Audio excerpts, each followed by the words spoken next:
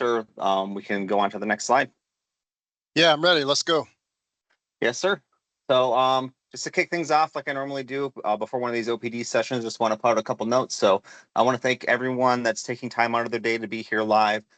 Thank everyone who's listening to the recording after the event. So after this event, so I put in a lot of time and effort to try to make these things happen for people. I get a lot of positive feedback on it, so I appreciate you guys tuning in and trying to learn something.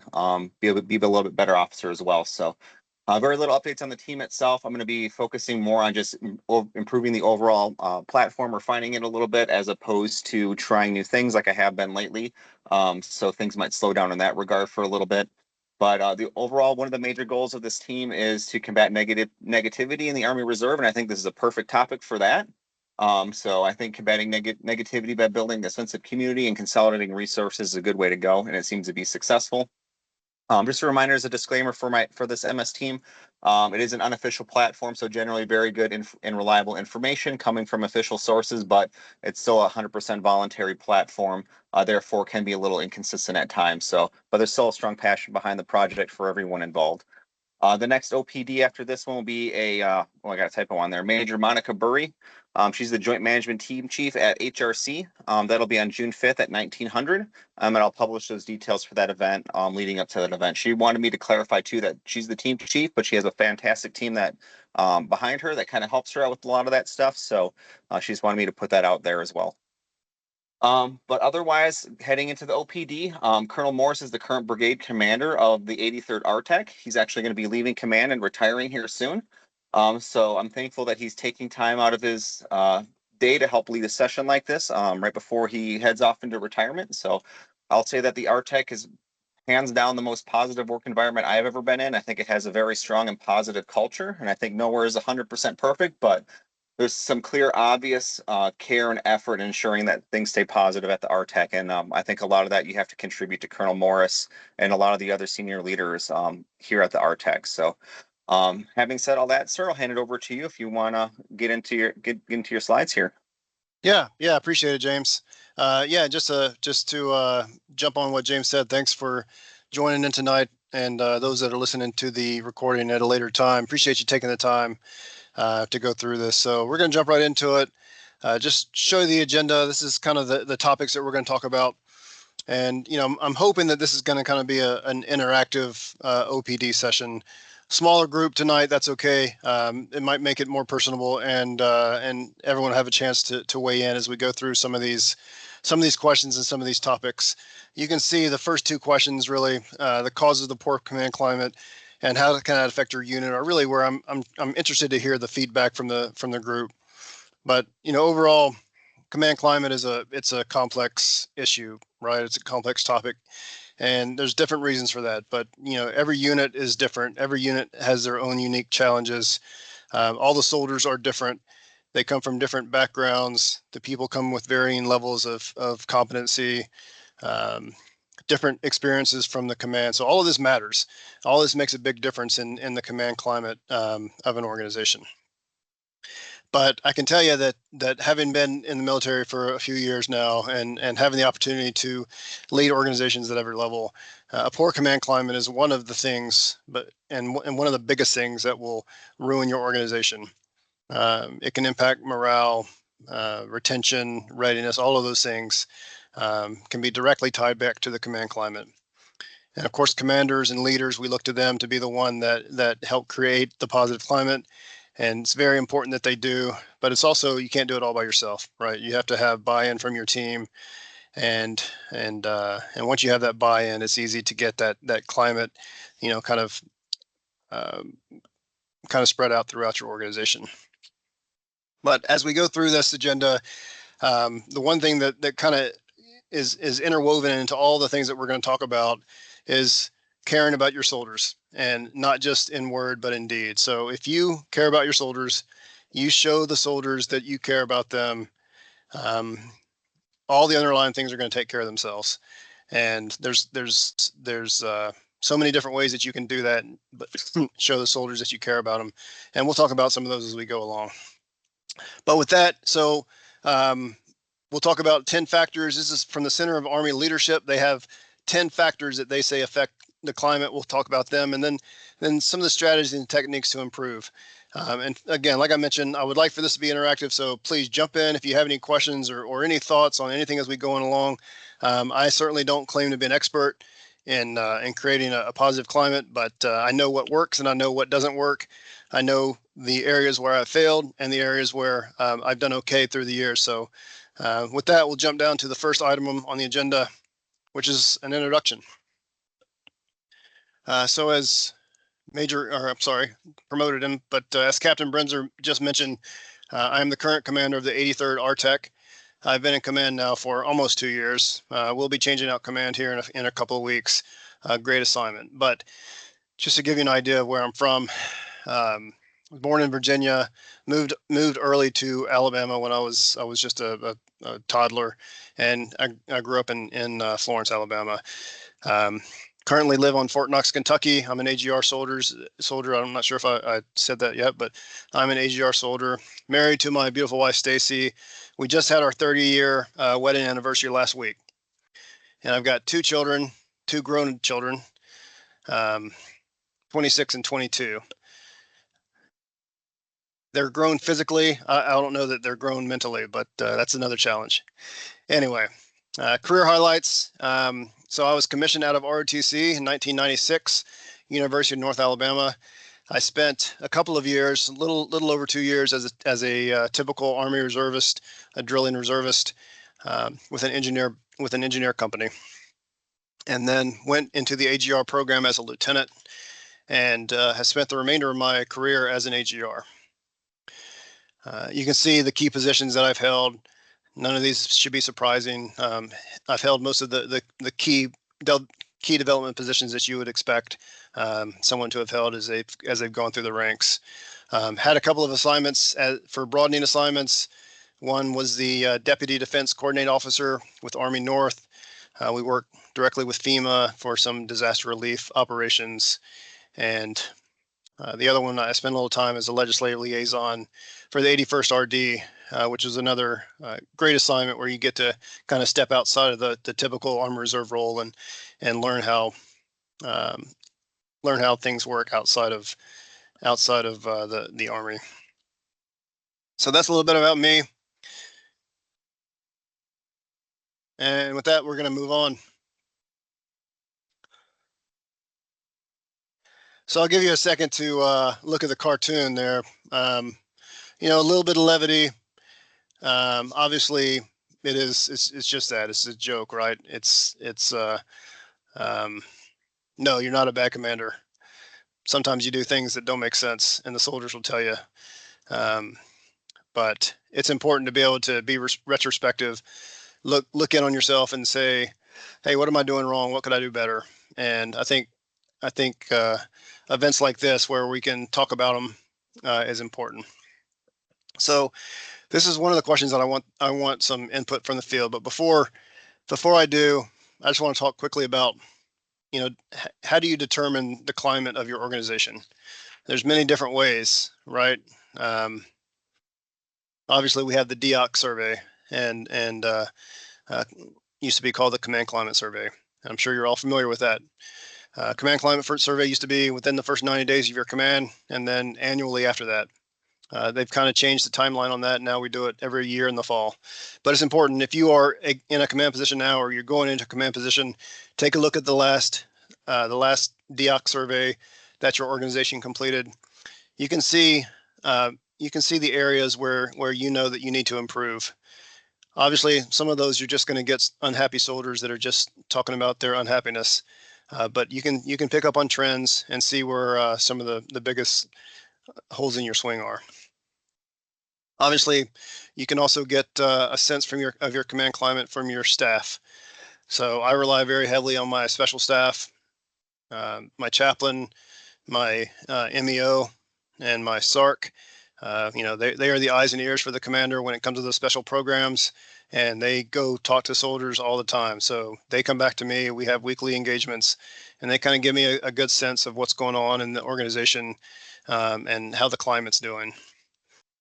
Leader feedback, that's another area where you can get direct information from your first sergeant or your CSM, regardless or depending on which level of command you're in.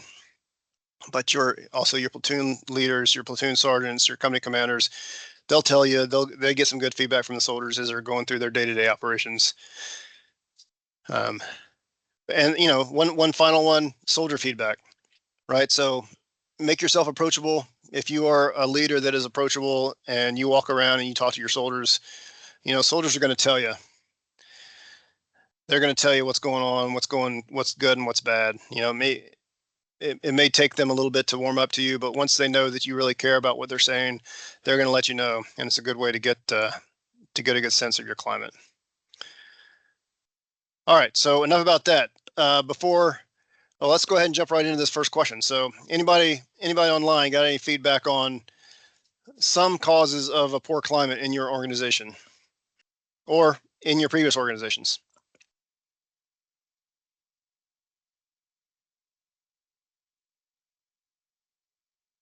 Yeah, go ahead, James. I'd say in a previous organization that I was in that if you start to see like the cliques form, like certain groups of soldiers start to form their own little social groups, and they start to form a little bit of a us versus them type mentality, like within the unit. So I think that was a big problem in one of the previous units that I was in, and I actually took command of that unit. And it was something that I had to combat initially when I took command, and I think that was a pretty big challenge for me. Yeah, no, that's definitely a great one. Because you have soldiers that are left out, and there's always that us versus them mentality. That's a great one. Somebody else.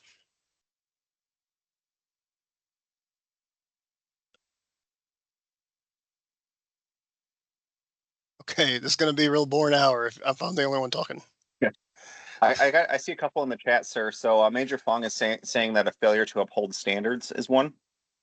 Okay. Yep. That's another great one as well. And then a Major Angel says ego. Ego. So Okay. I don't know if that's commander's ego or individual soldier ego, but I guess it could be either way. Yeah. No ego. I mean, just taking it from the commander's perspective, you see that, right? Because there are officers and senior NCOs that get in these command positions, obviously to be a commander at the higher levels, and you perform well throughout your career. You get to the point where you think that you've got all the right answers, and no one can tell you what's right or wrong. And and if you go into a command with that attitude, it's definitely gonna be a bad thing for you. Okay, look, a couple other things that I think about when I think about some of the causes of poor climate. Leaders who are overly controlling, making decisions without input from their staff. Failure to trust your subordinates. I think that's something we as leaders have to be able to trust our subordinates, and it's going to help them grow. Number one, as future leaders, it's going to help you because you won't have to do everything yourself. But in organizations where the soldiers don't feel like they have any trust, that can create a bad climate. Failure to lead by example, right? That's Army. I say this in my company commander first sergeant course engagement, but that's Army 101, lead by example. So leaders that are not adhering to the same standards that they expect from their soldiers. Soldiers pick up on that very easily. Lack of clear, concise communication.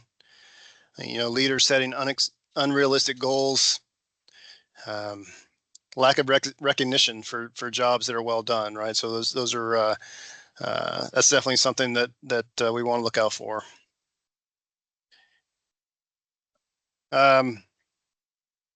Maybe a resistance to change,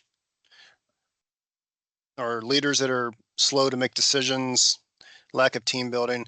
Those are some of the notes that I jotted down when I was thinking about this particular question. So there'll be more as we go through, but just some things to think about. Before we move to the next slide, any other input? I'm not seeing the chat, so I'm not sure why. That's okay. All right. There's nothing else there, sir, right now. Okay. All right. So look, next question that I would like some feedback on. How can a poor climate affect your unit?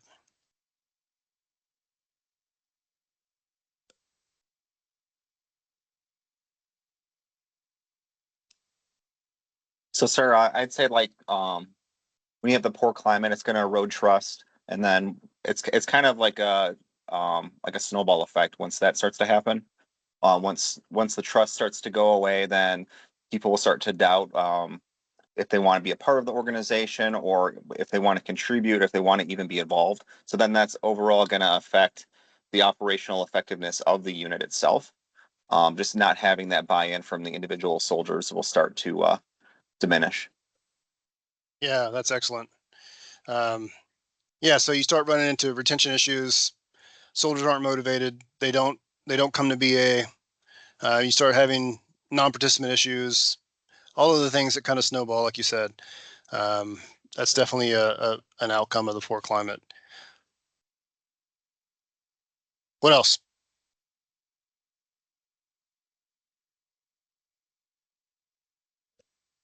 Trust. Okay. Yeah, trust. That's another great one. Yeah, so you look at trust two ways, right? You could look, we as leaders have to trust our subordinates to carry out their mission, to carry on the commander's intent, to do the things that we're asking them to do. You don't want to provide, you don't want to be a helicopter commander. I know that's not a term, but we use it for parenting. But you don't want to be a helicopter where you're always just overwatching everything they do and giving them inputs on how to do things. And vice versa, the soldiers have to be able to trust the commanders. So if you have a climate where you're not communicating, you're not approachable, you're not doing the same things that you're asking the soldiers to do, the soldiers in your organization are not going to trust you. And without that trust, they're not going to believe that you've got their best interest in mind. And it's just gonna be like a cancer in your organization. So obviously low morale, right? Poor climate, you're going to have low morale. It kind of ties back into some of the things we just talked about.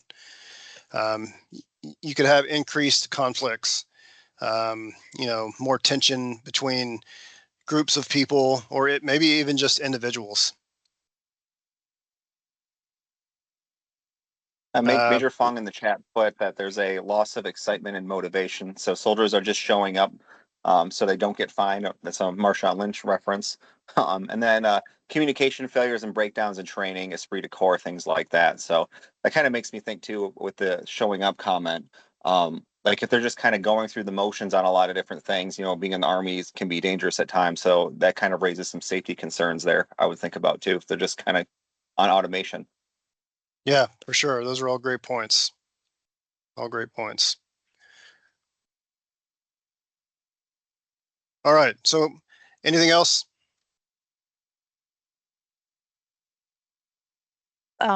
More behavior health issues that never get addressed. Yeah, that's right. Another great point. So,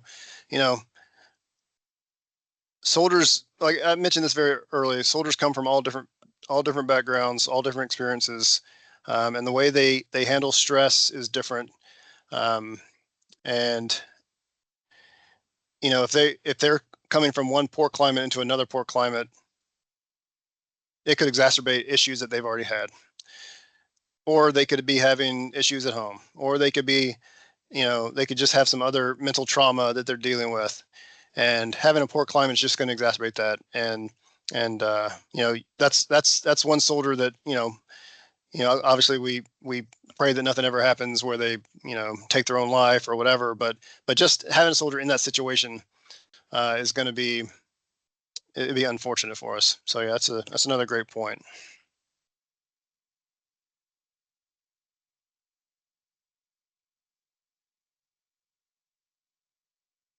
Okay. All right, so I'm going to go down to the next slide. So if I can do this here. So as I mentioned, the Center for Army Leadership has 10 factors that they say affect the climate. And as we go through these, I'll make a point or two about each one. And just some things to think about as we go through this presentation. Once we get through this, I'm really not going to talk about the strategies until we get down maybe 3 or 4 more slides, but they also offer strategies to improve a climate. A lot of them are going to be no-brainers. Like obviously, if this is the problem, the opposite of that is the fix. But just seeing it listed out, black and white, and you can really think through: am I doing this? Am I taking care of these things in my organization? So, first one, leadership. Right. The thing that no, I went too far, but the thing that's important to me here is leaders providing guidance, prioritizing workload, providing necessary resources within their control. But what's also important is that we as leaders remove obstacles, right? So we have a mission. We give that mission to one of our platoons or one of our companies, whatever the case may be. We make sure they have the resources, the personnel, everything that they need to do that mission, and then we prioritize that work, and then we get out of the way.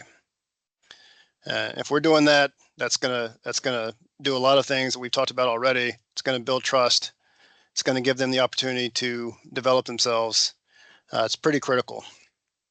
Of course, leading by example. We've already talked about that, but that's kind of a no-brainer. Yeah, you want to be a good leader to be a good leader.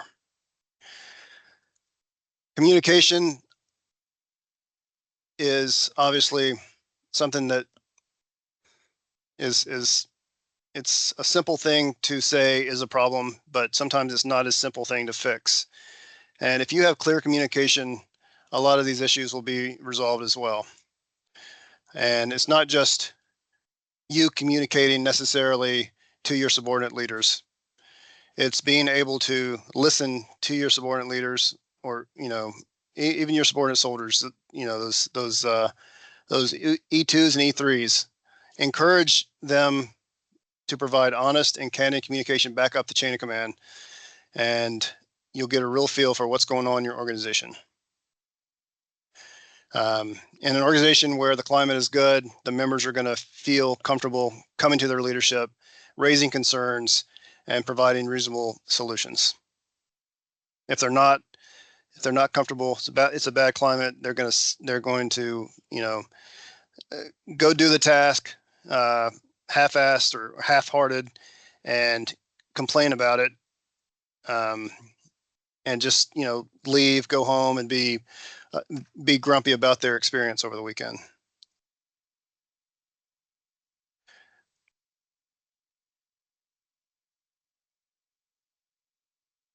So respect and values. This is not just a bumper sticker. Leaders that treat all members with dignity and respect, that's going to help your climate. There's zero tolerance for hazing, bullying, discrimination, sexual harassment, sexual assault, disrespectful behavior. There should be zero tolerance in any organization, in the Army, in the Army Reserve. And we as leaders have to be the ones that enforce that. If you don't know, we still have an issue with sexual harassment, sexual assault in the Army Reserve. There are still way too many cases that come up the chain of command on a daily basis, that if we will just address these issues at the very lowest level, hopefully we can head these things off. I think it's unfortunate that we sometimes there's an oversaturation of saying the things that I just said, and it doesn't sink in like it should. We think that it will if we say it more, but it doesn't necessarily sink in more. But just back to the point, positive climate, these are the things that are going well. Okay.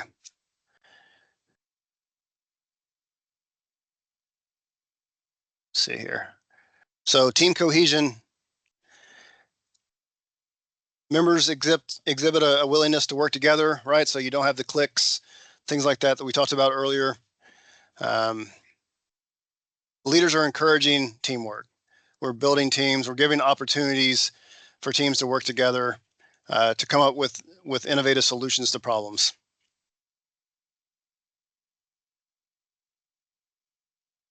Growth and development. Look, one of our jobs as leaders in the Army Reserve is to cultivate leaders that are coming up behind us, and I really do mean that. So it's important that you, if you are a commander or you're a platoon sergeant or whatever position you're in, that you're turning around and you're giving your subordinate leaders the opportunities to lead your organization, to make the hard decisions, so that they can learn, so that when you're gone, when you move on to another organization, they can step up. And like this bullet says, treat mistakes as learning opportunities, right? So you have to be willing to accept that leaders that haven't had the opportunity are going to make mistakes, and we should underwrite those mistakes and maybe sit them down, counsel them, explain to them what they did wrong, where they could have done better, but give them those opportunities. It's very important, because the Army is going to keep chugging along, right? We're all here for a temporary stint, and we have to make sure that we have leaders in the future that can carry on in the positions that we're in now.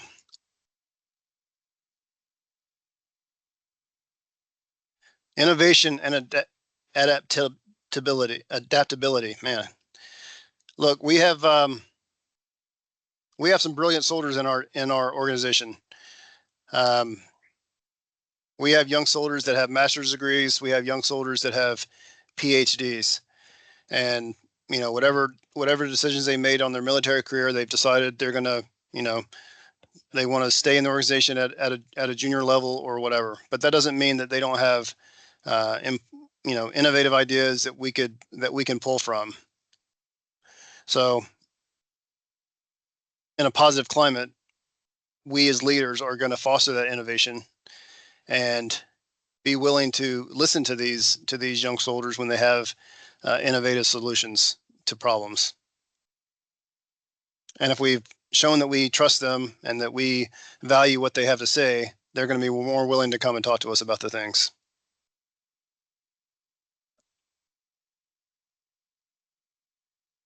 This kind of goes with one we've already talked about: empowerment. Members are trusted to do their job, right? You have to empower your team. So one of the points that I like to make is, when you come into a command position, you want to build your team with a lot of good, strong leaders that are all pulling the sled in the same direction. And it's not important that everyone thinks just like you, and most of the time it's better that they don't think just like you. But you want them to have a winning attitude. And once you've built that team, you want to empower your team. So you want to delegate appropriately. You want to give them the opportunities, let them take risks, exercise discipline initiative within the commander's intent. Very critical. And it kind of goes back to what we were saying before. You want to lead and develop so that your future leaders are ready when it's time for them to step up. Recognition. Soldiers like to be recognized for the hard work that they're doing. I think we all know that. The old saying, praise in public, correct in private, or something like that. That's a good thing to think about. But if you're recognizing your soldiers, they're going to be motivated to perform. And they're going to go above and beyond to do the things that you ask them to do.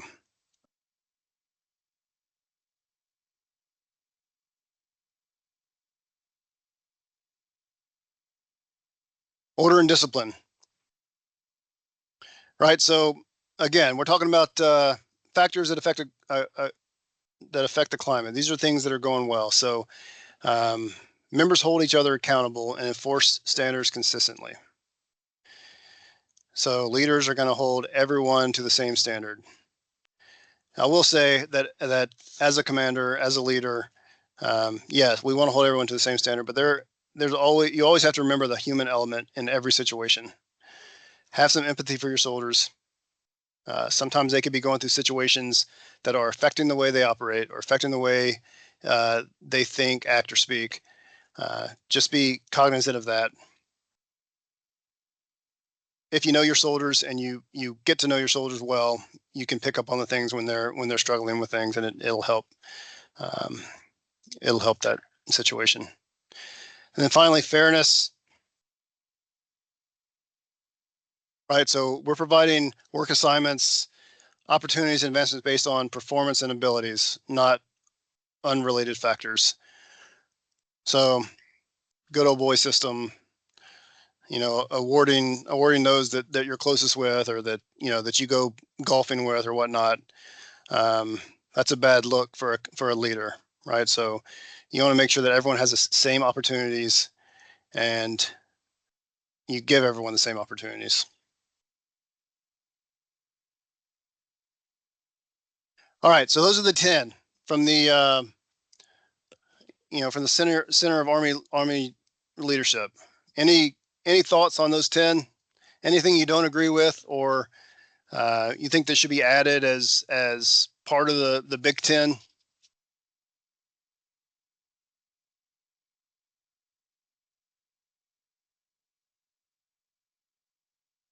Okay, rock and roll. We're going to keep going then. So the next portion of this, and the final portion of this, is strategies to improve. All right, so we've talked about the 10 factors, what it looks like when your organization is doing well in those factors. Now we're going to go over the same 10 factors, but with what we see as strategies to improve your organization. And again, a lot of these are they're pretty simple, and none of this is going to be earth-shattering to you. But again, just seeing it in black and white and really thinking through it is important. So for leadership, I can tell you that being authentic and leading by example is one of the most important things that you can do. Soldiers can sniff out hypocrisy better than anyone. They can see when you're not being genuine. They can see when you're just putting on a face, or you're saying things, but you don't really mean them.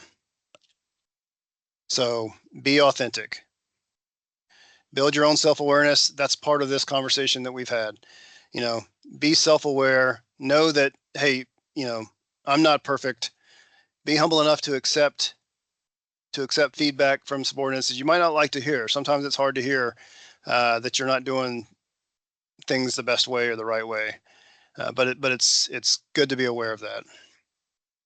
The last tag there, consider the impact of previous commanders. Right, so I mean that can be a big deal. If you are jumping into an organization and the previous commander had a climate that was very poor, the soldiers don't trust them, the leaders in the organization don't trust them. They haven't been given a lot of opportunities. All that can affect the way that you have to address your leadership and your organization. So take that into consideration.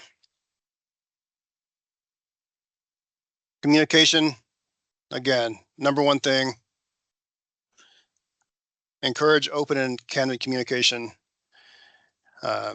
Again, be willing to accept that communication. Facilitate bottom-up communication.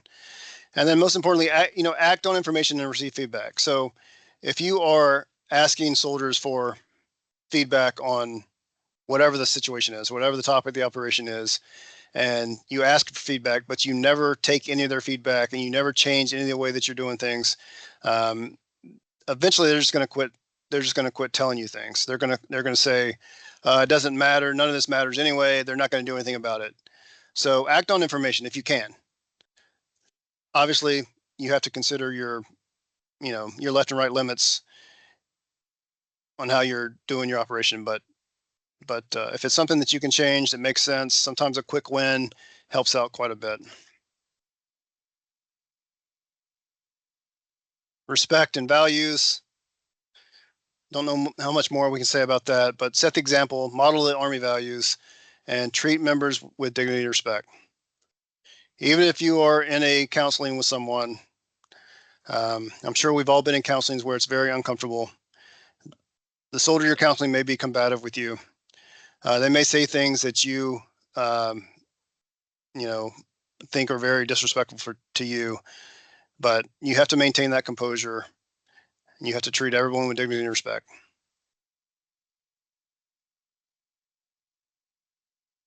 Team cohesion. So this talks about building trust among team leaders or about team members, creating a culture of shared knowledge.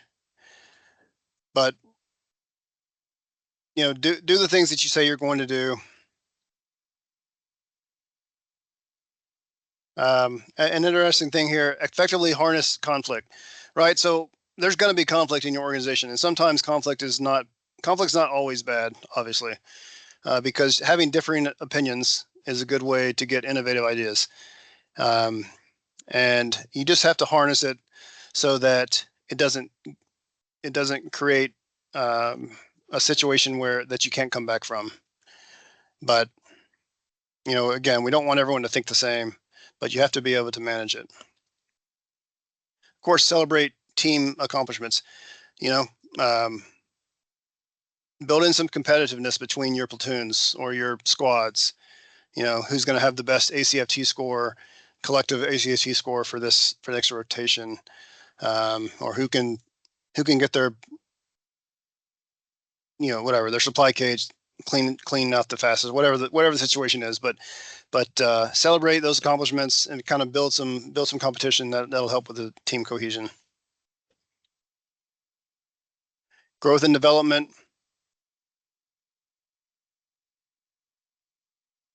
Kind of talked about these already. Empowering your subordinates through delegation.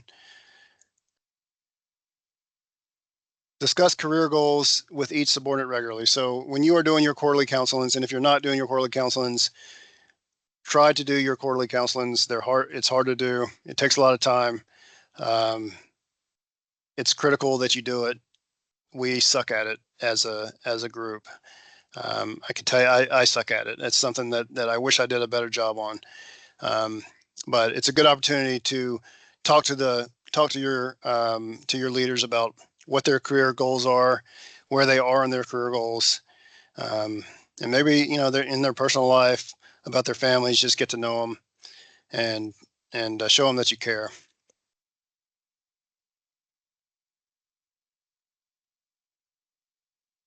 The only thing I would mention here again, allowing flexibility in how goals are met. We got a lot of great, smart soldiers that are going to come up with some great ideas. So don't micromanage. Don't be too restrictive when you give them a task.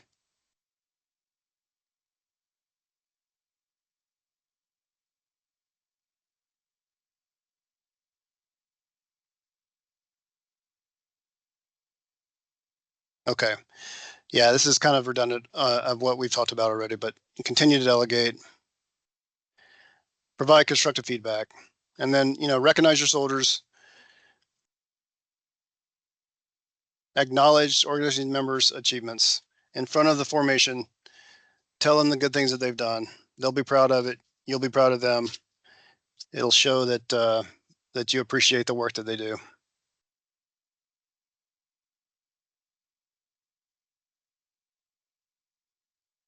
Order and discipline. Again, be the example, right? You're going to demonstrate self-discipline, enforce standards, hold your organization members accountable to those standards, but be disciplined in how you do it. Make sure that you're doing the same thing that you're asking your soldiers to do. And then finally, fairness. Let everyone compete.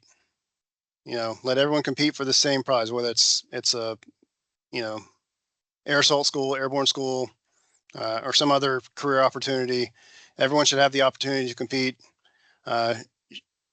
Show that they're worth it. Show that they have the opportunity, and show them that you're giving them the opportunity to advance their careers or go to some of these cool things that are important to soldiers.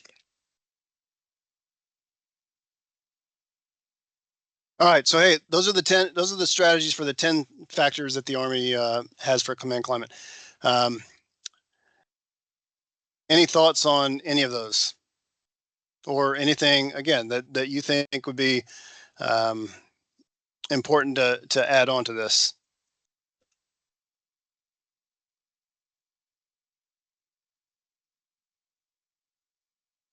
I would say, sir, with the communication piece. So I think that's where uh, maybe people maybe overlook it a little more than they should. Because I think if you have that really strong communication, that really helps drive towards that positive culture. And I think it's very important that with the communication, you need to make sure that whatever is being communicated is making its way down to the lowest level. Because I think in the TPU world, you have a pretty significant issue of junior soldiers showing up to drill and having no idea what's even going on or what they're going to be doing, and then just having that mentality of showing up and being confused right off the bat. I think helps drive towards a negative culture. So if you're able to make sure that they understand exactly what's going to happen, that really goes a long way. Yeah, that's a great point. I've definitely been in organizations that are just like that, many organizations that are just like that, where, decisions are made the month, the previous BA, and then within the month, training schedules are changed, locations are changed, times are changed, and the information doesn't get all the way down to the soldiers. And yeah, they show up, they're confused from the get-go. And it makes it look like their leadership doesn't know what's going on. So having that communication all the way down to the soldier level is very important. And it's sometimes it's hard to do. I think that in today's environment, I think one of the most effective ways is just through text. I know that when I was growing up, it was a phone call, not on your cell phone. You were sitting in the orderly room calling the soldiers to push down information, but there's many different ways, but yeah, important that you let your soldiers know what's going on. Anything else? Any other thoughts?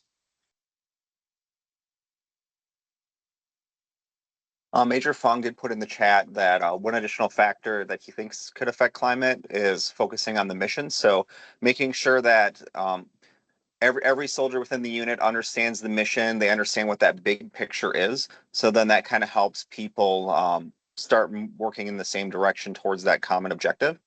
It kind of especially helps in a TPU environment, gives soldiers a purpose to come to BA, an excitement of being a soldier with a mission and purpose with warriors, tasks, and drills and things like that. Yeah, that's a great point. I mean, one of the things that I think that we as leaders could improve on is getting soldier buy-in. And I say that for all things, but even when you're working on your mission, your vision statement, sometimes it's just the commander sitting in his office and thinking, okay, what's my vision? And if you just do that in a stovepipe and you don't get buy-in and feedback from all levels within your organization, then you're going to miss out on things. And if soldiers feel like they have that buy-in, they're part of the organization, they help build what our vision is and what our mission is, then they're going to work towards it pretty strongly. So yeah, that's a great point. Thanks, Captain Brinsworth. Anything else, team?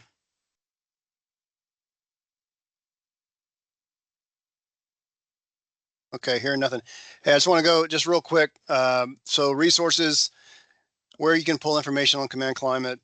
Some of the information that I talked about is found in within these regulations and these FMs. So, if you want to continue in your own self-development, there's a lot of different ways that you can do that. Obviously, one of them is sitting down with your spouse and just reading through Army regulations with her or him. And, it's a great date night, get a glass of wine, read through Army AR 600-20 Army Command Policy. So that's a joke. I don't know if anyone's catching the sarcasm, but yeah, take opportunity to read through these in your own organization, set up some ODPs, have some of your junior leaders go through some of these FMs and these Army regulations, task them with providing ODP for the organization. That'll force them to if nothing else, just get into the regs, read it, and just kind of understand what how the Army sees command climate and leadership being the most successful. All right, so this is the final slide, and it's just discussion. It's a pretty quiet group, so I do want to give the opportunity for anyone that's got any remarks before I have a couple of closing things to say. If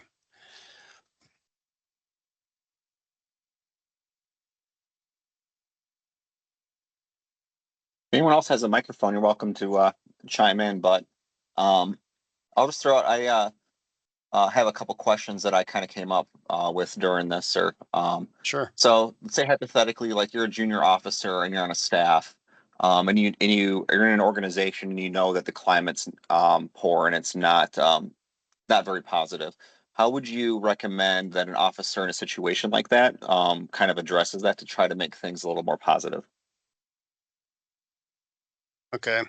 Yeah, great question. So, I think what I would do is initially start with your circle, right? So if you are a S1 of a battalion, and the rest of the entire battalion staff or the entire battalion has a poor climate, you affect immediately what you can affect immediately. So within your S1 section, you start building that a better positive climate. I think as you fix that circle, the rings of the circle are going to expand more and more, and it'll start showing that those people that are in your section will start talking great about you as a leader and start having a more positive attitude about the organization as a whole. So I think that's step one. But then I would also, when you have discussions with your leadership, when you're having quarterly counselings, kind of explain to them, again, leaders need, that's a better word, leaders need honest feedback from their subordinate leaders. So if you see things that you think that your leadership could do better on, when you're sitting down with them, say, hey, sir, ma'am, these are some of the issues that I've seen, and these are the things that I think that we could do to improve them. If your leader is willing to accept change, then that's another way to get that feedback out. Those are kind of the two things that come straight to my mind.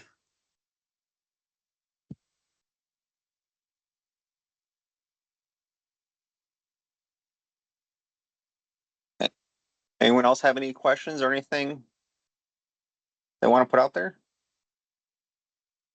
Otherwise, I'll just say a comment or a thought that I had, sir, was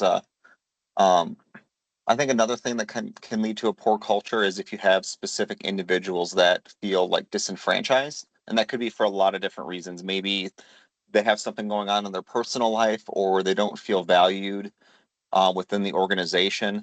A lot of times, I think it's younger soldiers that haven't really found their footing within the organization. But I think sometimes I've seen more senior leaders where maybe they just don't feel that they don't feel like their role is valued within an organization. So I think that it's on us as leaders that to try to identify some of those disenfranchised individuals and just make sure that they're doing okay, because that can go a long way. Because I feel like a lot of times those disenfranchised individuals are more likely to, you know, do drug and alcohol type stuff, maybe a sharp type incident or other problems that could lead to pretty significant issues as well, on top of just being a generally negative presence or perceived as a negative presence within the organization. Yeah, those are great points. I mean, I talked about it very early, but soldiers are going to come in our organizations with very differing backgrounds and different experiences, and it's good to understand. That's why it's good to get to know your soldiers. So you could have a high performer, and then for 2 or 3 months straight, you see a decline in their performance, a decline in their attitude, and you can pick up on those things. And it's good to wrap your arms around, not literally, but figuratively, wrap your arms around that soldier, find out what's going on, let him know that he's important to us or she's important to us. And then, see where the best fit for him or her is, and see what you can do to help that soldier. That's a great point.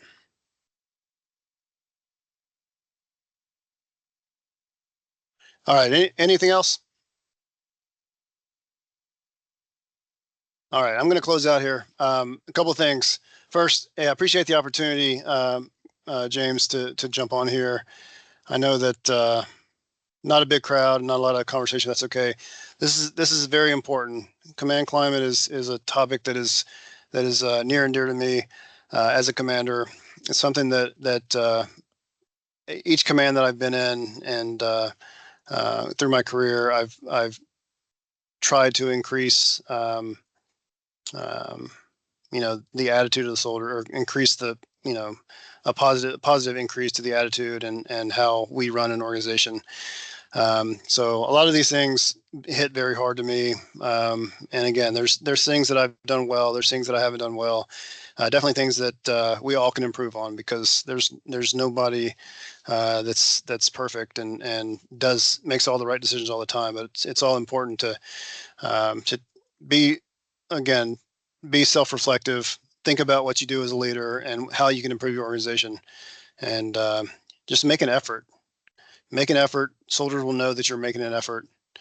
And then, again, if you show your soldiers that you care about them, and you don't just say it, but you show your soldiers you care about them, it's going to go a long way to fix all of these issues.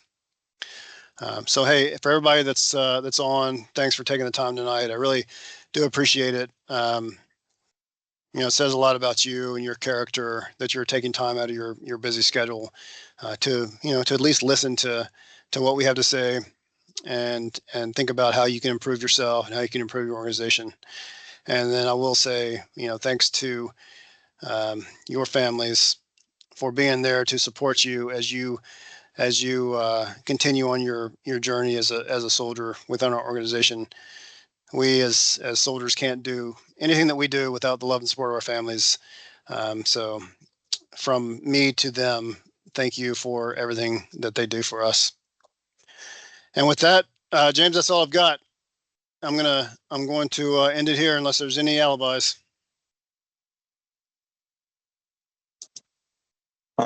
Thank you, sir. I will say too that for the resources slide, I'll make an effort to consolidate these for everyone. So if you want easier access to everything that's listed on that slide, just link to where those are. And he did say at the beginning of the presentation that he has been married for 30 years, and this was his date night. So who are we to question his methods?